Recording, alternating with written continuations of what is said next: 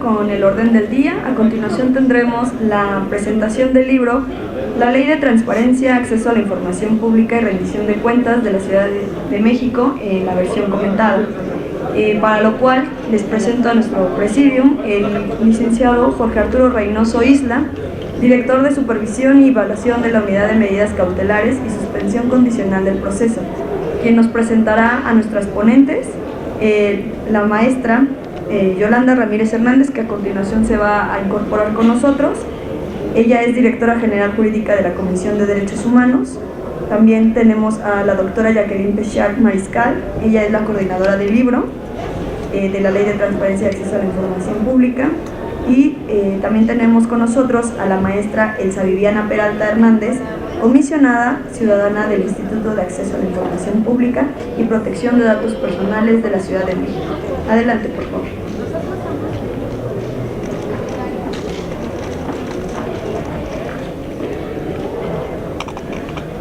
Muy buenas tardes a todas y a todos. Magistrado. Buenas tardes. Los jueces que se encuentren, bienvenidos. Vamos a darle la bienvenida también a la doctora Jacqueline Pechard Mariscal y a la maestra Elsa Viviana Peralta Hernández. La verdad es para nosotros un orgullo y al Tribunal Superior de Justicia y al Consejo de la Judicatura de la Ciudad de México, tenerlas aquí, sobre todo para poder presentar a ustedes la ley, ¿sí?, de transparencia, de acceso a la información pública, rendición de cuentas de la Ciudad de México, que nos presenta la doctora, y con mucho gusto voy a permitirme dar una semblanza de ella y de la maestra Peralta. Antes que nada, pues muchas gracias por estar aquí en esta su casa.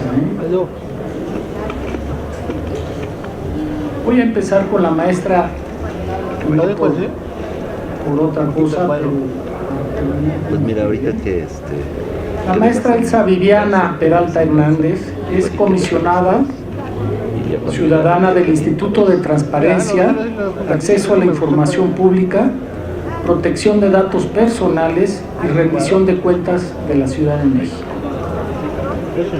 Cuenta con la maestría en Administración Pública por el Instituto Nacional de Administración Pública, con mención honorífica. Es licenciada en Derecho por la Universidad Nacional Autónoma de México y miembro de la Barra Mexicana Colegio de Abogados. Actualmente cursa el doctorado en Administración y Políticas Públicas. Fue Contralora General del Tribunal Superior de Justicia del entonces Distrito Federal y encargada del despacho de la Oficina de Información Pública de este tribunal. Fue asesora del presidente del Consejo de la Judicatura del Distrito Federal y secretaria técnica. Además, fungió como secretaria proyectista, secretaria actuaria y oficial judicial en diversos órganos jurisdiccionales. Impartió capacitación en materia de transparencia al 100% de los servidores públicos del Poder Judicial del Distrito Federal, lo que implicó obtener por primera vez la certificación en mejores prácticas de transparencia y protección de datos personales. También ha impartido cátedra en esta materia en diversas instituciones educativas del sector público. Ha participado en diversos foros de transparencia y protección de datos personales en la República Mexicana y en el ámbito internacional en países como Perú, Uruguay, Colombia, España y Chile. Participó en el Seminario de Capacitación de Servidores Públicos Mexicanos 2016 en China. Actualmente imparte Los temas de la Ley de Transparencia, Acceso a la Información Pública y Rendición de Cuentas de la Ciudad de México en el diplomado Transparencia, Acceso a la Información y Protección de Datos Personales de la Ciudad de México. Asimismo, da cursos en el Archivo General de la Nación sobre Ley Federal de Transparencia y Acceso a la Información Pública y sobre protección de datos personales. En el Sistema Nacional de Transparencia es secretaria de la Comisión Jurídica de Criterios y Resoluciones, integrante de las comisiones de rendición de cuenta, tecnología de la información y Plataforma Nacional de Transparencia de Archivos y Gestión Documental y la de Datos Personales.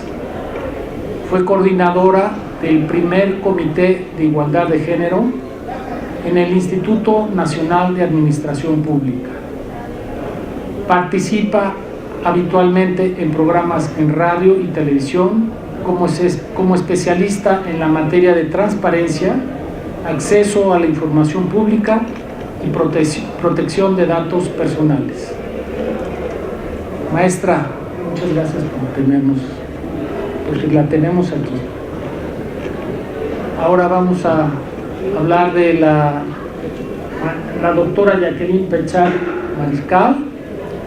Ella es doctora en Ciencias Sociales por el Colegio de Michoacán, profesora investigadora de la Facultad de Ciencias Políticas y Sociales de la Universidad Nacional Autónoma de México, coordinadora del Seminario Universitario de Transparencia de la Universidad Nacional Autónoma de México, miembro del Sistema Nacional de Investigadores, consejera electoral del Consejo General del Instituto Federal Electoral de 1996 a 2003, comisionada del Instituto Federal de Acceso a la Información Pública, IFAI 2007-2014, comisionada presidenta del IFAI de 2009 a 2013, presidenta del Comité de Participación Ciudadana del Sistema Nacional Anticorrupción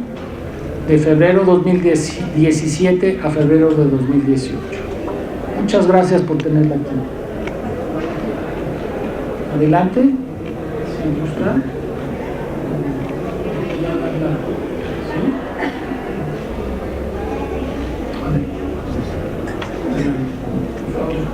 ¿Usted es el moderador? Bueno, muchas gracias. Pues buenas tardes a todos ustedes que nos acompañan, a quienes están aquí conmigo en este presidium. Somos pocos, pero interesados en el tema, y por lo menos veo aquí a quienes están en la oficina de acceso de transparencia de este tribunal. Es un honor para nosotros que la Casa de la Justicia haya acogido presentar esta ley, y pues es una pena que no haya despertado mayor interés entre los juzgadores y las personas que aquí imparten justicia, porque uno de los temas interesantes de esta ley, y ahora esta ley comentada, es precisamente que trae la opinión de muchos expertos en la materia que conocen y que tienen la experiencia que han recogido durante años en el tema para plasmar sus comentarios artículo por artículo.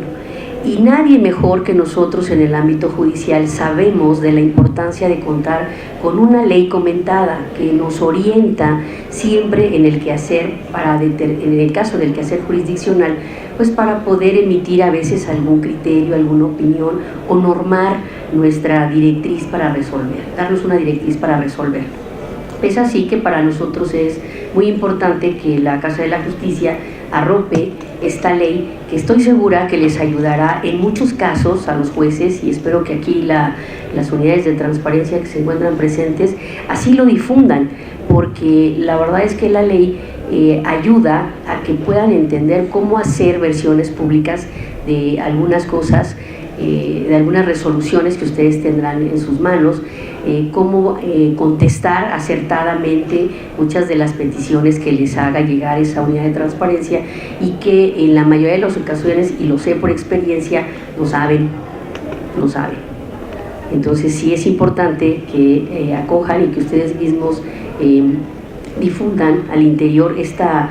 No contamos con muchos ejemplares ya escritos, pero sí lo tenemos de manera electrónica, y puedan compartirla con la mayoría de los jueces y magistrados de esta institución, para que puedan, junto con los demás códigos y leyes con las que cuentan para apoyarse, comentadas, esta también se vuelva un instrumento necesario, útil en su escritorio, porque estoy segura que los comentarios que quienes los realizaron, virtieron en cada uno de los artículos, aportará mucho para su labor jurisdiccional. La verdad es que el objetivo de esta ley, cuando se pensó llevarla a cabo, fue enriquecer precisamente eso, la comprensión y la interpretación de cada uno de los preceptos de esta ley, mediante comentarios especializados de todos estos expertos que tienen muchos años llevando a cabo, desde la academia, desde el actuar en los órganos respectivos, una gran cantidad de actividades que ha enriquecido su conocimiento, y que es lo que hace que ahora sus comentarios estén realmente, el enfoque que tienen o que vierten en ellos, ayude realmente a podernos ubicar en los contextos a que se refiere. Y no nada más interpretar, como solíamos decir o solemos decir aquí en el ámbito judicial, el espíritu del legislador, ¿no? También hay que entender realmente qué es lo que se puede en la práctica tomar. Los comentarios o los comentaristas, este colectivo interdisciplinario de especialistas, está conformado y desde luego encabezado como coordinadora editorial por la doctora Jacqueline Béchard Mariscal, que me da mucho gusto compartir, lo he dicho ya en los diferentes foros en los que hemos estado juntas, me da muchísimo gusto compartir con ella escenarios como este y difundir este trabajo que ella le llevó una gran cantidad de su tiempo en coordinar, agrupando a personalidades como Sergio López Ayón, como el maestro Ángel Trinidad Saldívar, como la doctora María Marván Laborde, como Mauricio Merino Huerta, Gabriela Morales, Jorge Islas López, Alejandro González Arreola, Lourdes Morales Canales, Grisel Salazar Rebolledo, Guillermo Sejudo Ramírez, Cecilia Azuara Aray y Ricardo Salgado Perrillán. La verdad es que todos ellos y muchos de los que estamos aquí sabemos quiénes son, y sabemos que tienen una trayectoria muy amplia en el tema de acceso a la información. Por eso es importante que se difunda este quehacer entre todos los juzgadores, porque son, digamos, equiparándolos, y me voy a atrever a hacer esa equiparación, equiparándolos en los códigos civiles, son esos doctrinarios, esos académicos que tan solo escuchar su nombre en una materia ya habla de la calidad de su comentario. Y así es la calidad de sus comentarios en cada uno de los artículos, y equivaldrían muchos de ellos y espero de verdad que no me lo tomen a mal, pero equivaldría a comentarios como hacen grandes juristas en los códigos civiles, en los códigos penales, en los códigos procesales, ¿no? Comentaristas de gran envergadura en el tema jurídico, así de ese mismo tamaño son muchos de los que comentan aquí, y desde luego empezando por Jacqueline, que ya escucharon ustedes su currículum y es una amplia trayectoria. Las generalidades de esta ley comentada, primero que nada abordan el tema de la armonización de las leyes locales derivadas de esa ley general, en este enfoque sistémico que se da, pues que no es privativo de los temas de transparencia. Ya estamos dándonos cuenta que es necesario normar todo aquello que hacemos de manera igual todos, ¿no? Entonces empezamos por ese enfoque sistémico tan necesario e importante para llevar a cabo el cumplimiento de todo lo que señala la ley con un enfoque transversal. La verdad es que los comentarios de los especialistas nos dirigen de manera muy clara, precisa, hacia dónde es el sentido de cada uno de los artículos.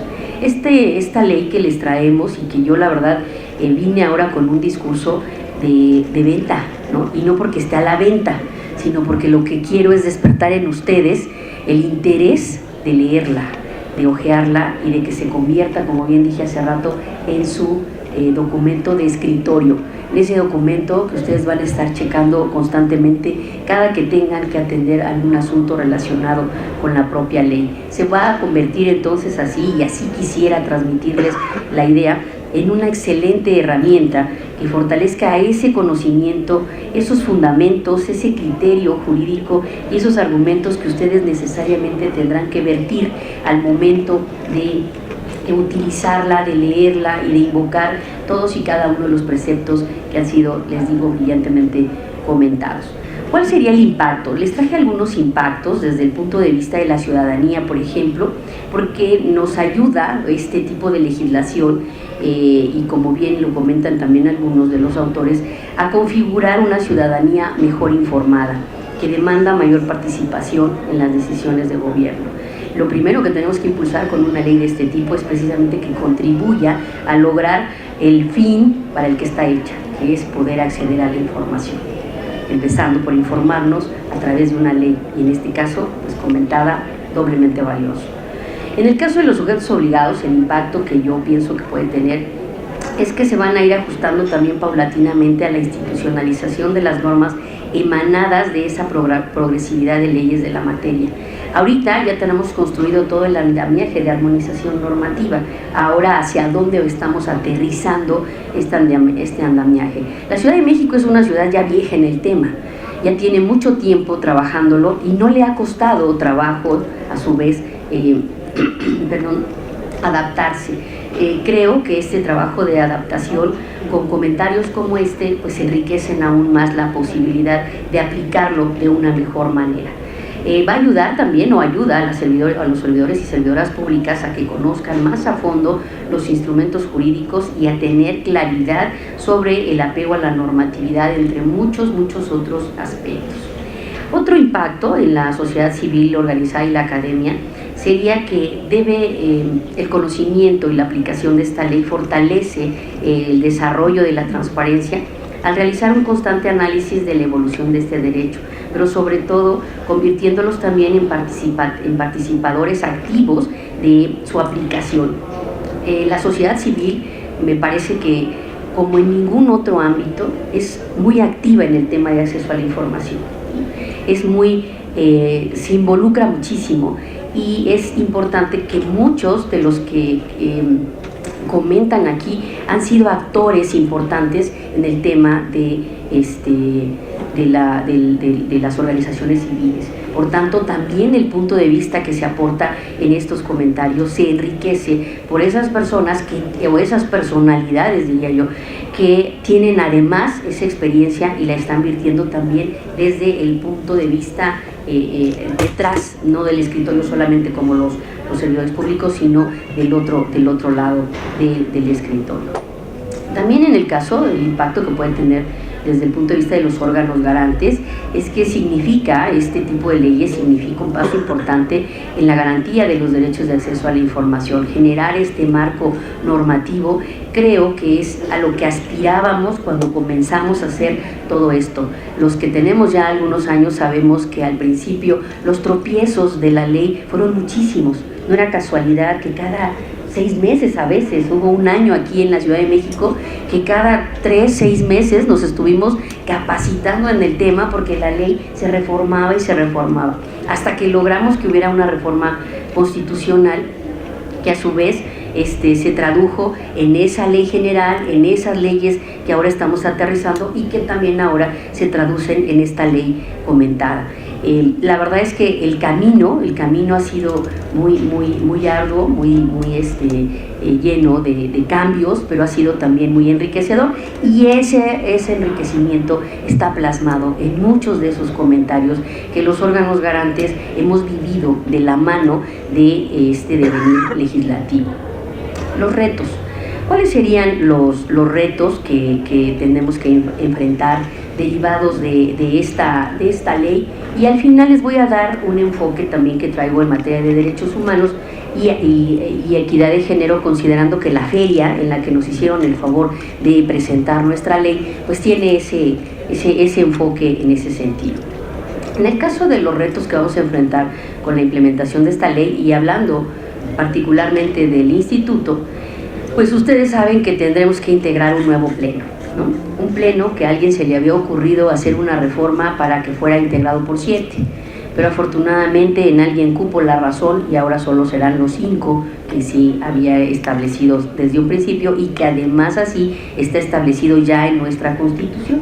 En nuestra Constitución vigente en la Ciudad de México, que además por primera vez tenemos una Constitución, nuestra ley de transparencia, se están haciendo ahorita una serie de adecuaciones para armonizarla con esta Constitución vigente. Nosotros no teníamos Constitución, no obstante, el que la armonización de nuestra ley en la Ciudad de México implique pocos cambios, quiere decir que está bien hecha y que se hizo bien con anterioridad a que saliera la Constitución.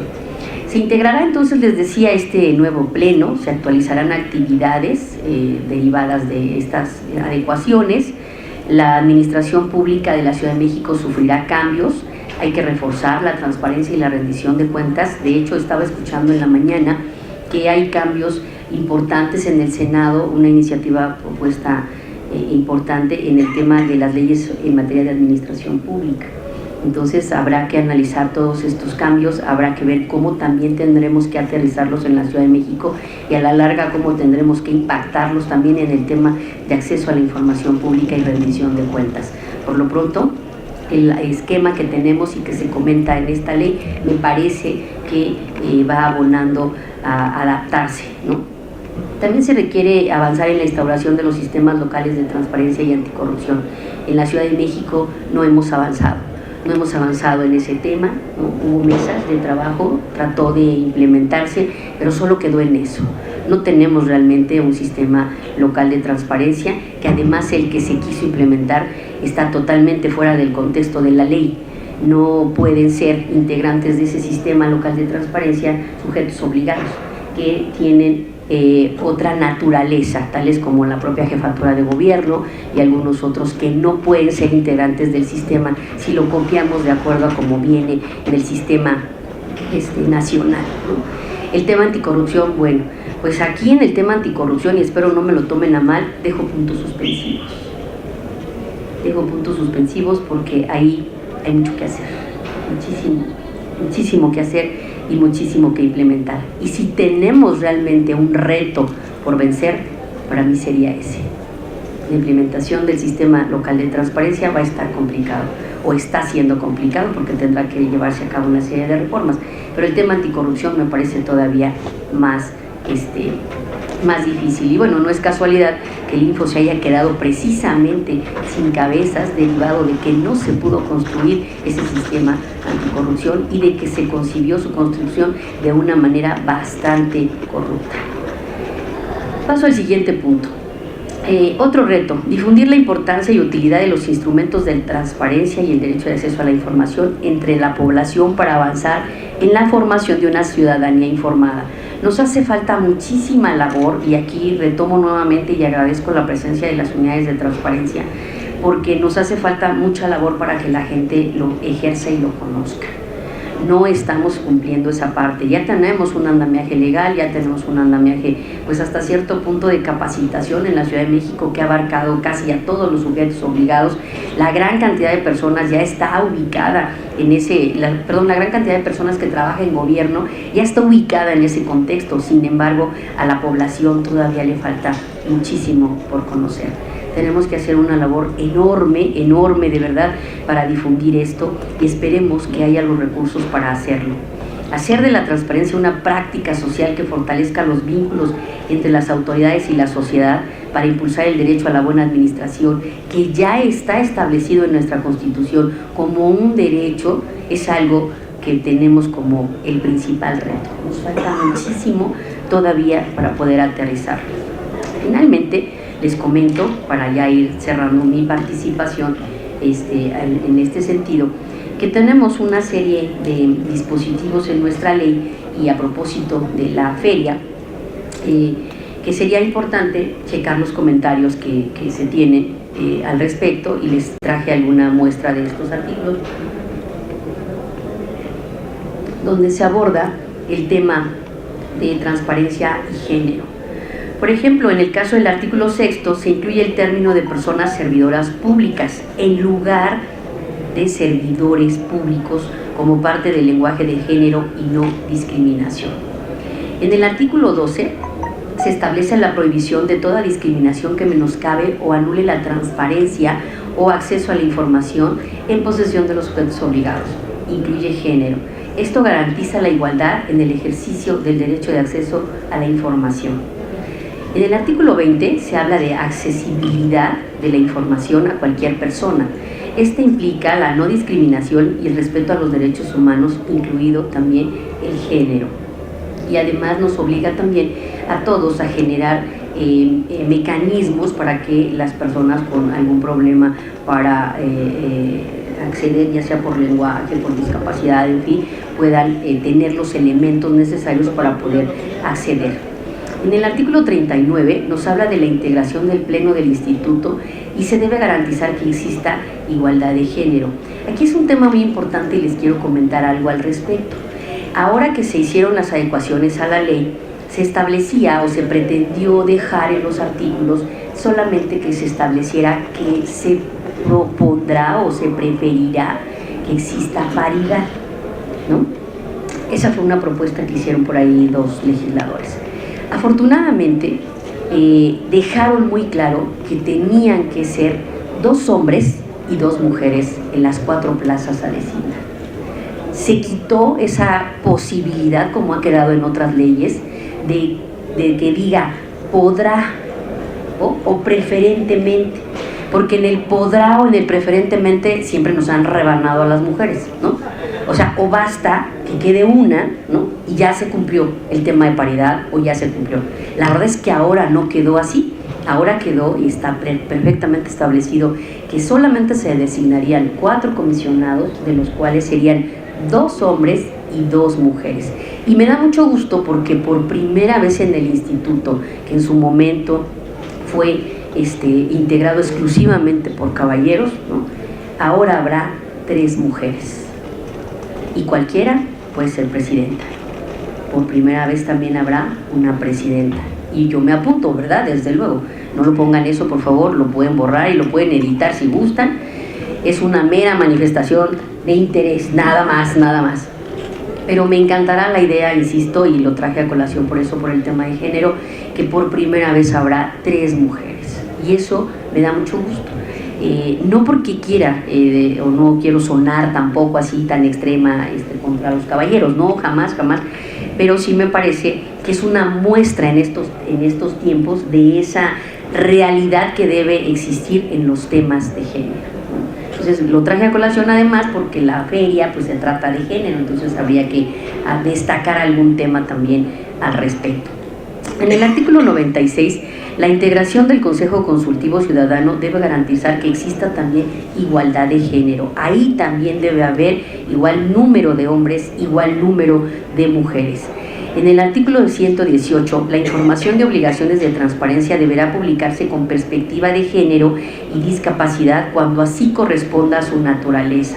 En el artículo 124 se obliga a que, aparte de las obligaciones de transparencia comunes de las ahora alcaldías, se deberá publicar en el portal de internet una diversidad de temas, incluidos los programas y acciones de apoyo que incentiven la equidad de género en los diversos ámbitos de desarrollo. Lo que normalmente han hecho en los portales de transparencia es publicar solamente cuánto se asigna de presupuesto, pero no sabemos realmente si se gastó en programas de género. Y la mayoría de los que reportan el gasto solo lo reportan desde el enfoque de cuántas mujeres fueron contratadas. Y eso no es suficiente. Es más, eso para mí ni siquiera es enfoque de género, ¿no? Así de sencillo. Entonces, aquí nos están obligando a ese tipo de temas en el artículo 124.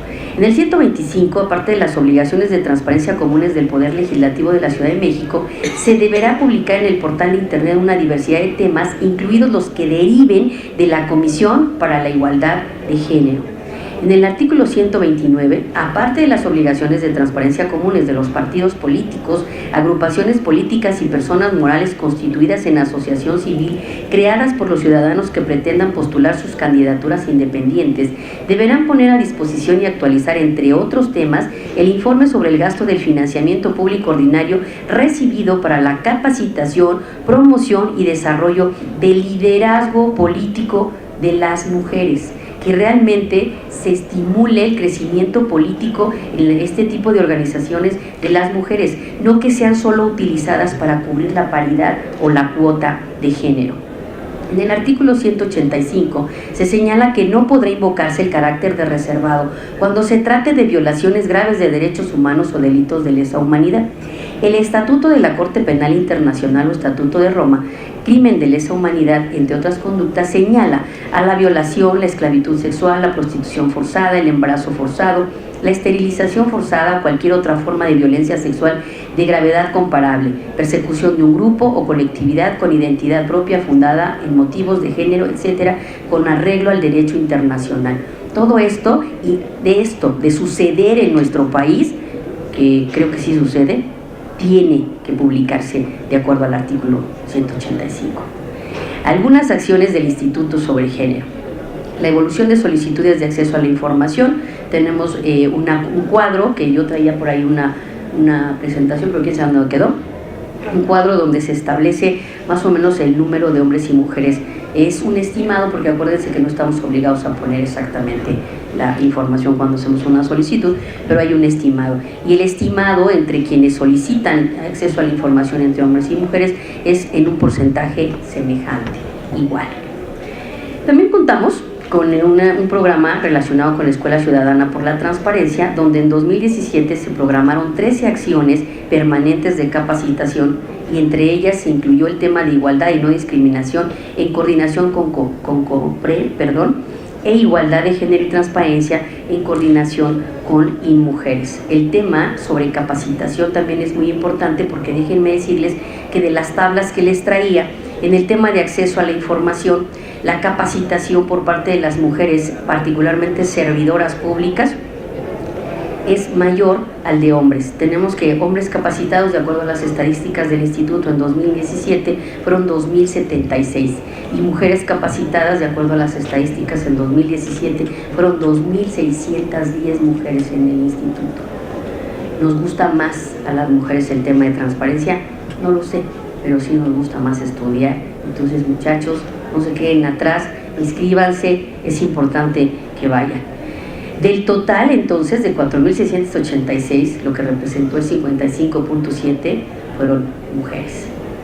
Finalmente, transparencia y género. Debemos entender que son derechos humanos transversales y progresivos, que el derecho de acceso a la información contribuye a que las mujeres obtengan información sobre diversos aspectos que las pueden beneficiar en la toma de decisiones y también en el empoderamiento. El derecho de acceso a la información ayuda al empoderamiento de las mujeres en diversos espacios públicos y en su vida personal. El derecho de acceso a la información tiene impacto en la igualdad y perspectiva de género. La transparencia coadyuva al combate a la corrupción y a la violencia contra las mujeres a través de las obligaciones de transparencia y otras acciones. Muchas veces conocer las estadísticas que hay sobre el tema, sobre todo ahora, por eso traje esas tablas. Cuando tú sabes el número de personas del sexo masculino y del sexo femenino contratadas y quienes ascienden a los mayores niveles de las estructuras, y te vas dando cuenta que a mayor nivel menos mujeres, eso ayuda a tomar mejores decisiones que impliquen esa paridad, que impliquen decisiones en las que todas podamos llegar rompiendo ese techo de cristal, que yo no sé por qué le llaman techo de cristal. Si uno quisiera romperlo a cabezazos, ya se hubiera descalabrado. O sea, de verdad no es ningún techo de cristal, esa es una muralla de piedra, así, de verdad, ¿sí? Y se los digo yo, sé por qué lo digo. O sea, no, de verdad chocas contra... ¿Han visto cómo se estrellan los mosquitos en los parabrisas? Así se estrella uno en ese techo de cristal, ¿no? La verdad es que es súper complicado y sí hay que romperlo. Y hay que romperlo también por el tema de los caballeros, ¿no?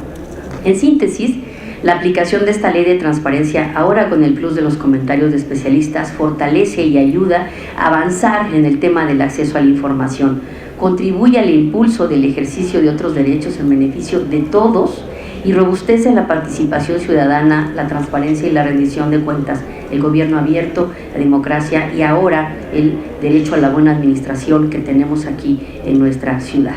Sobre las cuestiones de género, considero que el Instituto ayuda a través de la aplicación de esta ley a la promoción y difusión entre las personas servidoras públicas y la población en la Ciudad de México de todos los derechos, programas y políticas públicas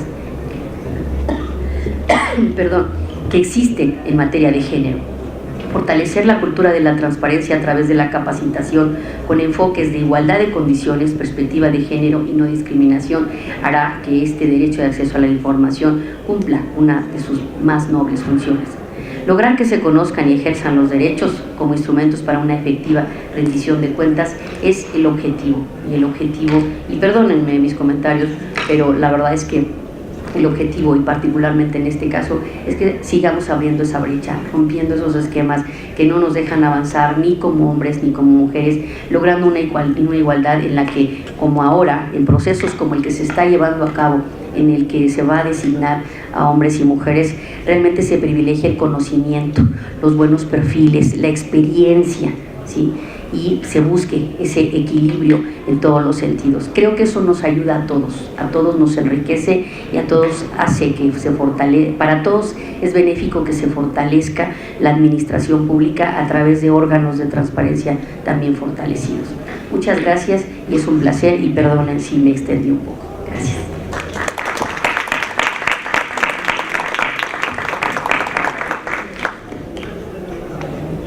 Muchas gracias, maestra Peralta Hernández, por su exposición. Definitivamente, pues yo creo que se da tiempo para mirar. De verdad es increíble el conocimiento que tiene sobre la materia, sobre la ley de transparencia, y pues me atrevería de una vez a pedirle a la maestra doctora Jacqueline Perchar, exponga como coordinadora editorial lo que participó en esta ley. Gracias. Muchas gracias, licenciado Reynoso, y gracias a ustedes por estar aquí el día de hoy. A Elsa Viviana Peralta, comisionada del Instituto Federal de Acceso a la Información, Protección de Datos y Rendición de Cuentas. De veras, gracias, me sentí muy honrada en haber coordinado este libro, haber podido invitar a expertos de muy distinto perfil. Yo no soy abogada y sin embargo he tenido cargos públicos en los que ser consejera electoral, ser comisionada de transparencia, en los que con mucha frecuencia se piensa que solo los abogados deberían de poder ejercer ese cargo. Entonces yo considero que la pluralidad en cuanto a formaciones, en cuanto a perfil, es algo, no en el caso de tribunales, eso es otra cosa, pero sí en el caso de ejercicio de derechos y de instancias que lo que hacen es garantizar el ejercicio de derechos. Lo mejor es la pluralidad de disciplinas, la pluralidad de conocimientos, porque esto lo que hace es enriquecer, hacer un debate entre distintas ópticas, distintas formas de ver el ejercicio de derechos. La transparencia y el acceso a la información están identificados como un derecho fundamental, como un derecho humano fundamental, no solo en nuestra Constitución, sino en los tratados internacionales que ha firmado México desde los años 40, o sea, desde la Convención de Derechos Humanos de Naciones Unidas, la Convención de Derechos Humanos de la Ciudad de México en los 60, es decir, todos los tratados internacionales. Ahí ha estado el derecho a la libertad de expresión y la otra cara del derecho a opinar, a decir, a expresar nuestras opiniones, que es pues recibir información para poder efectivamente mejorar lo que es nuestro equipo para poder opinar. No es lo mismo opinar sin tener la más pálida idea de qué estoy hablando que tener toda la información sobre algún rubro, ¿no? Entonces, Si yo tengo información sobre qué es lo que se está procesando en el Congreso de la Unión, pues entonces yo podré efectivamente emitir opiniones más documentadas, bien informadas, y además esto lo que te va haciendo es pues una gente no solamente más informada, sino con mejor equipo para poder participar socialmente en los distintos ámbitos a los que nos enfrentamos. Una de las cosas que la transparencia y el acceso a la información está claramente documentado es que son parte del desarrollo democrático de un país. Es decir, no hay país que no tenga cuando menos una aspiración de desarrollo democrático que no adopte la necesidad de regular transparencia y acceso a la información. Y ahora ya el siguiente paso, ya estamos en el siguiente paso, que es poder lograr la rendición de cuentas, que no es lo mismo que la transparencia. La transparencia nada más es que todos los entes públicos y todos los que están obligados porque reciben recursos públicos o porque ejercen algún acto de autoridad, que den la información sobre los asuntos que les competen. Entonces, si están haciendo un reglamento o unos lineamientos, si toman decisiones en un órgano de administración, pues esto tiene que transparentarse porque es parte de las funciones. Y lo que señala la transparencia es que los documentos que los servidores públicos elaboran no son suyos. Cuando termina su gestión no agarran los documentos y se los llevan. Eso ocurría en el pasado. O se los llevaban o los metían a una trituradora para que nadie supiera qué habían hecho, cómo habían tomado decisiones, cuánto dinero habían ejercido, etc.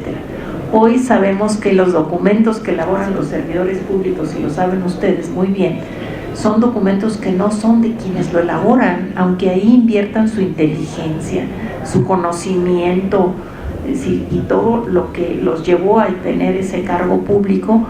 No son documentos de ellos, son documentos de la ciudadanía, porque así lo quiere la transparencia. La transparencia lo que hace es decir, todo documento emitido obviamente en un órgano público o en cualquier tipo de institución que sea considerado un sujeto de transparencia, la información que ahí se elabora, se emite, se guarda, es información de los ciudadanos, y así hay que entenderlo.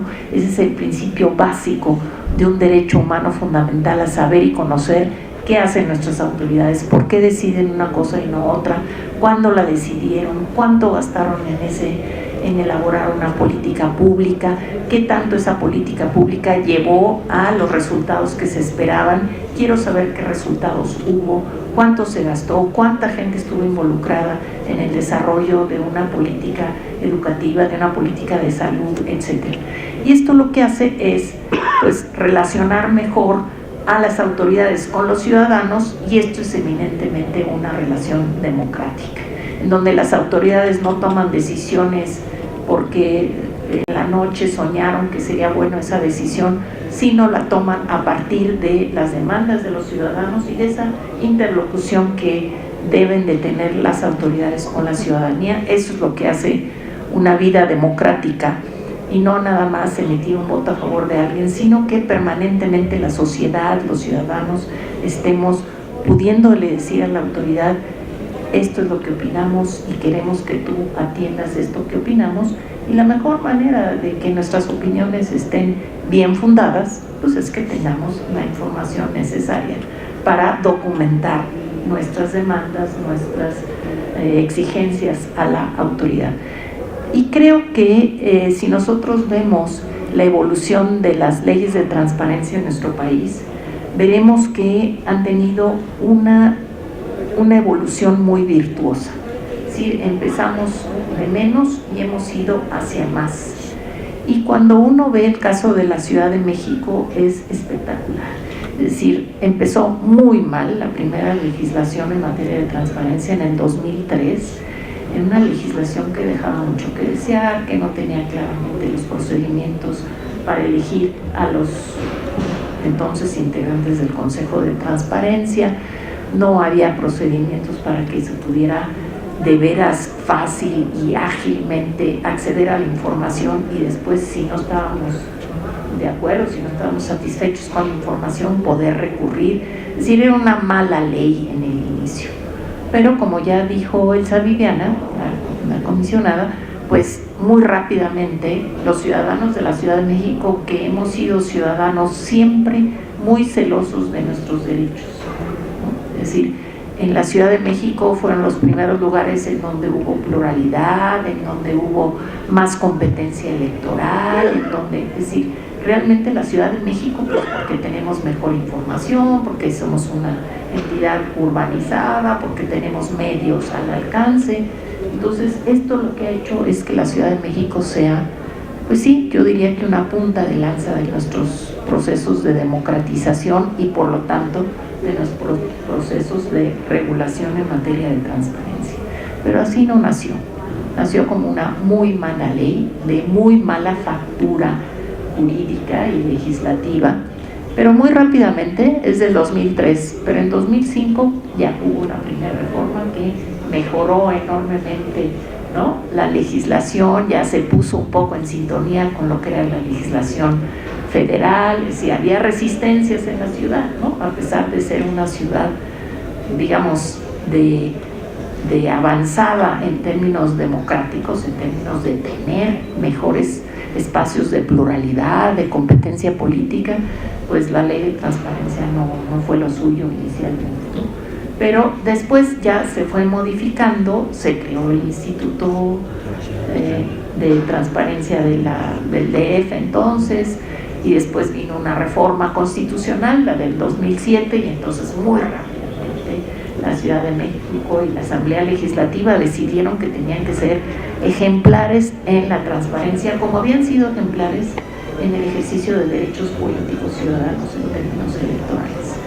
Entonces, bueno, pues se logró tener esa muy buena ley en 2008, muy acorde con lo que había hecho la reforma constitucional, que había puesto las bases de lo que debía ser el acceso a la información y por qué era un ejercicio de derecho fundamental, no solamente para satisfacer inquietudes individuales de alguien que quiere tener información sobre lo que hace el gobierno, sino para que esta información pudiera servir para otros fines, es decir, tuviera una función social, pudiera ser algo que se distribuyera, que tuvieran los periodistas, para entonces difundir la información que un periodista lograba de una entidad pública y luego la difundía a través de su propia actividad periodística, o las organizaciones de la sociedad civil que han trabajado en asuntos de transparencia y después se convierten en los grandes traductores de esos asuntos porque los difunden, los dan a conocer, los debaten.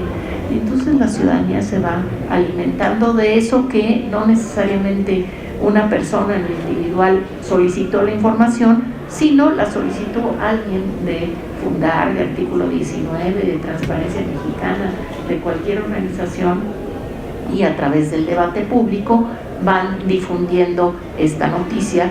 Hoy sabemos de asuntos de transparencia como el caso de los 72 muertos en San Fernando, Tamaulipas, sabemos de casos de transparencia como los asesinatos en Tlatlaya, lo que pasó en Ayotzinapa, porque pues como son asuntos de violación grave de derechos humanos, pues tienen que darse a conocer, tienen que transparentarse, aunque sean procedimientos que están bajo investigación de la autoridad ministerial, es decir, del Ministerio Público.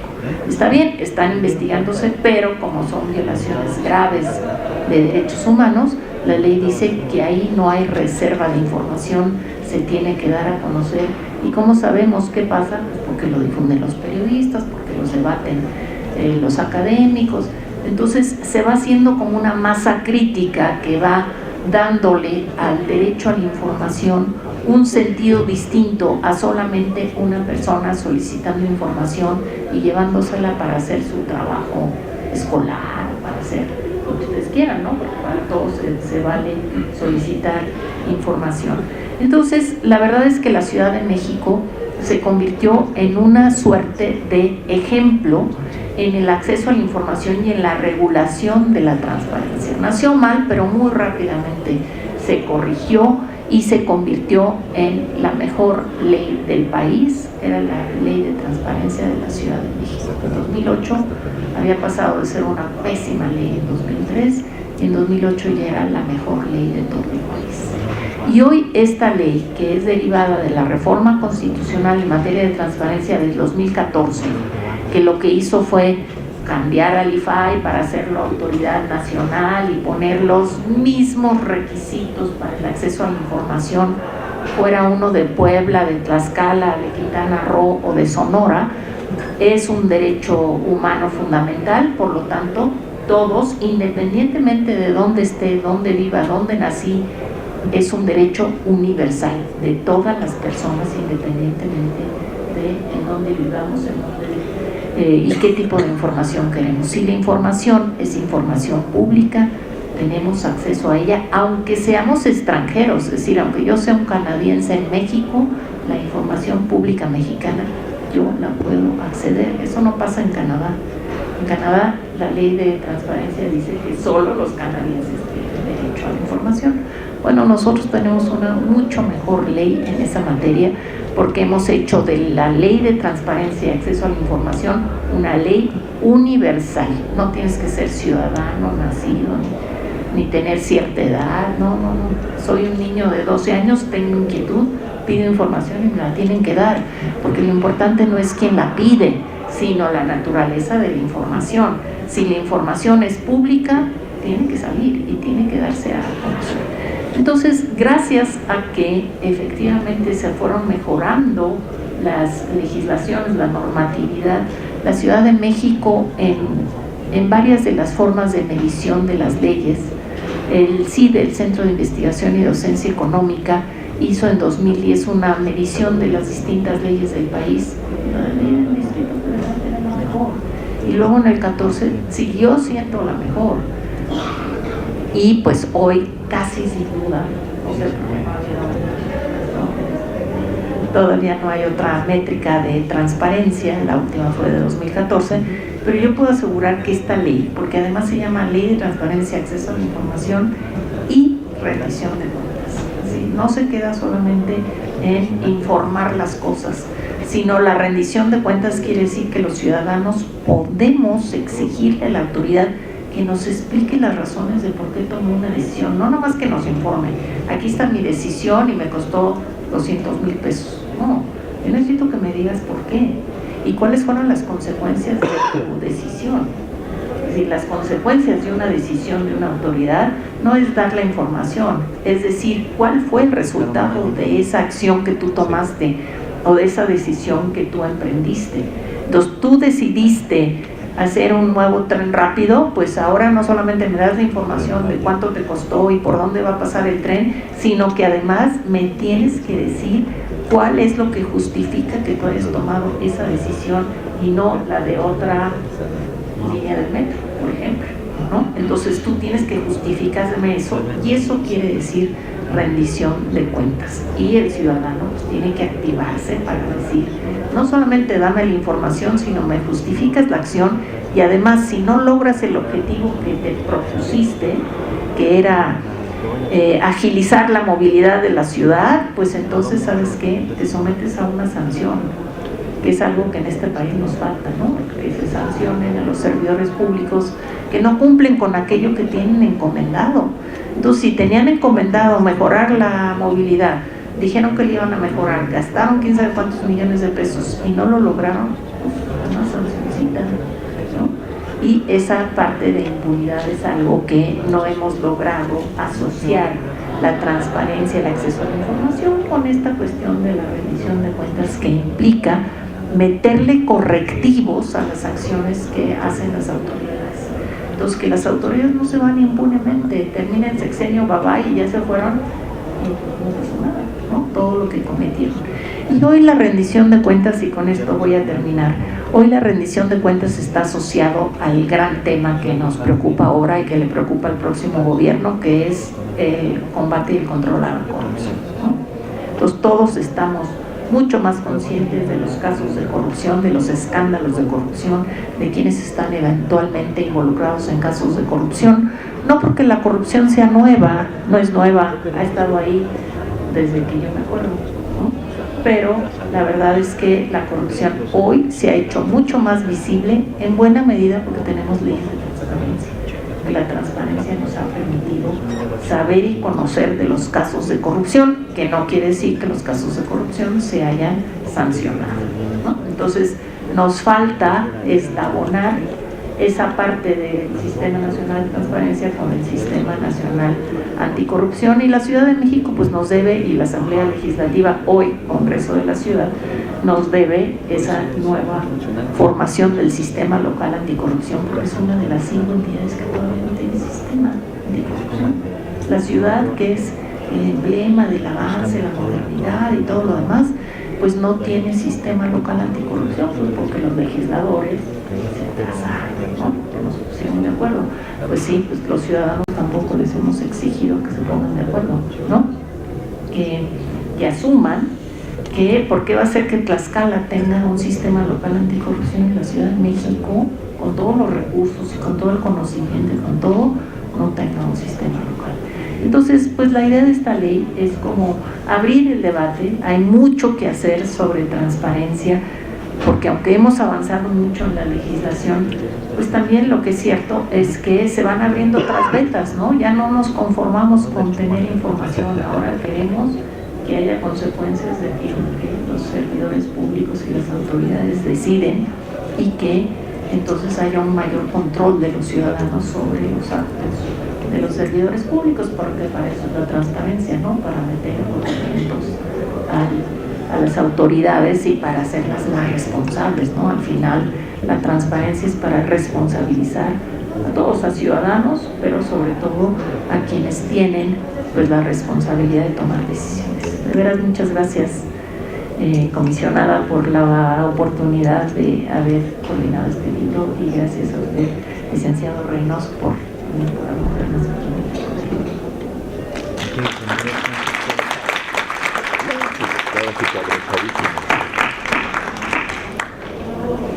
Pues maestra Peralta y doctora Peschal, yo creo que a todos los que estamos aquí nos han dejado la tarea de enriquecer nuestros conocimientos sobre la materia de transparencia, información pública y rendición de cuentas. Hizo usted una anotación de que llevamos 14 años peleando para que saliera la mejor ley, y creo que nos dejan la tarea de documentar estos 800 hojas que deben de ser muy interesantes. 850 casi, ¿verdad? 850 hojas en las que la verdad para todos es importante el que tengamos conocimiento como el que nos han brindado ustedes dos ahora, en el sentido de que, pues como no en son de burla, pero de verdad les pregunté hace rato a ustedes, maestra, la familia, después de toda esta conferencia que nos da, es increíble de verdad sus conocimientos. Les agradecemos. Pediría a la maestra María Elena Lugo del Castillo, que está por aquí, y el Tribunal Superior de Justicia, el Consejo de la Judicatura, ambos de la Ciudad de México, a través de la Dirección Ejecutiva que representa la directora de Orientación Ciudadana y de Derechos Humanos, otorga el reconocimiento a la licenciada Peralta y a usted también, ¿sí? Por su ponencia en la segunda feria sobre justicia de los derechos humanos y la perspectiva de género. Muchas gracias, y muy agradecido el tribunal y el consejo.